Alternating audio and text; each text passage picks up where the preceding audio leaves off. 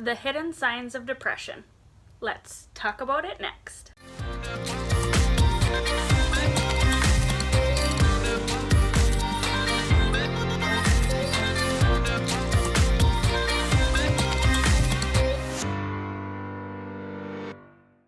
Hey guys, welcome back to my channel. Thanks for coming back here. I highly appreciate you. So as you can see, I'm somewhere new today. I'm in a hotel room. I am at a military conference. So bear with me with the change in scenery, please. Okay, today you guys, we are going to talk about the hidden signs of depression. These are super important and also super common. So let's get started. Number 1, forcing a happy face.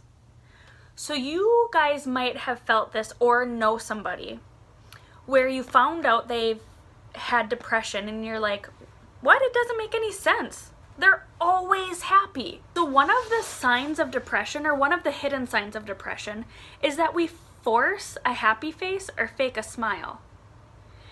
And so many of us, we know that there's something going on, or maybe we don't know something's going on, but we know that we're supposed to be happy. And so we just kind of fake it until we make it. The second one, and super important, you guys, is somebody who stays extremely busy. So I have entirely been guilty of this myself. But somebody who stays extremely busy might be doing it so they don't have to feel. Oh. Because the second we slow down and the second we take some deep breaths, it's really easy for emotions to creep in and us to start really thinking about how we're feeling and where we're at. So that's number 2 for a hidden sign of depression. Number 3, they might cry for help and then take it back. What's that about? This can get super confusing because sometimes we consider this like attention getting, or these people can be pegged as people who are lying. But oftentimes, one of the hidden symptoms of depression, or a hidden sign of depression, is somebody who asks for help and then pulls it back quickly. Because asking for help can be really scary. And you know what can feel even scarier? What we think the consequences of getting help might be. So this might look like somebody reaching out to a friend, saying that they're not doing well or that they're depressed, or maybe even having suicidal thoughts. And then later on saying, just kidding, I don't know what I was thinking, I'm really not feeling that way, it's no big deal. Or let's say somebody reaches out and says, you know what, I'm having suicidal thoughts. And then somebody calls 911, and then the police arrive or somebody arrives to help, and the person says, no, I don't know why I said that. This could even look like somebody scheduling a therapy appointment and then canceling the next day or right before the appointment happens. And the reality of it is that oftentimes whenever we reach out for help, regardless of what it's for, it can be really scary and we can wonder if we're worthy of it. I even think back to when I've had to ask my parents for help for like babysitting. Let's say I asked them to come over and watch my kids just so I could have some time to myself because I really needed some time to myself. And then they say, yeah, sure. And then I'm like, why did I do that? I really don't need time for myself. I mean, I'm okay. When the reality is, I really need to take a moment for myself. Number 4, feeling things more intensely.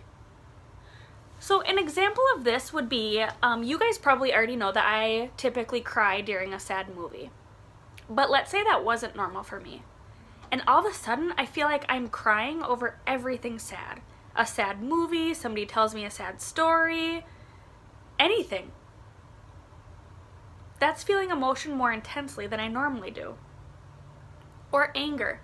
Let's say I normally don't feel anger very often, but all of a sudden, I'm angry about everything. That's a hidden sign of depression.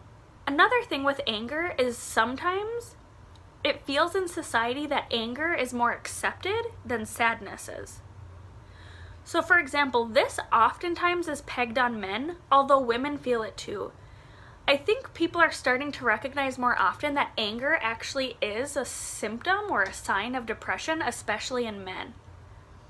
And I wonder often if anger might be more accepted by society in men than sadness, And so it might be a little bit easier for men to express their depression in an anger behavior as opposed to sadness behavior. Just my thought. And the last hidden sign of depression is feeling less optimistic. So if you have somebody who typically feels like, I'm gonna apply for that position and I think I might get it, and you're starting to hear them say things like, I'm gonna apply for that position, but I probably won't get it. That's a pretty big change.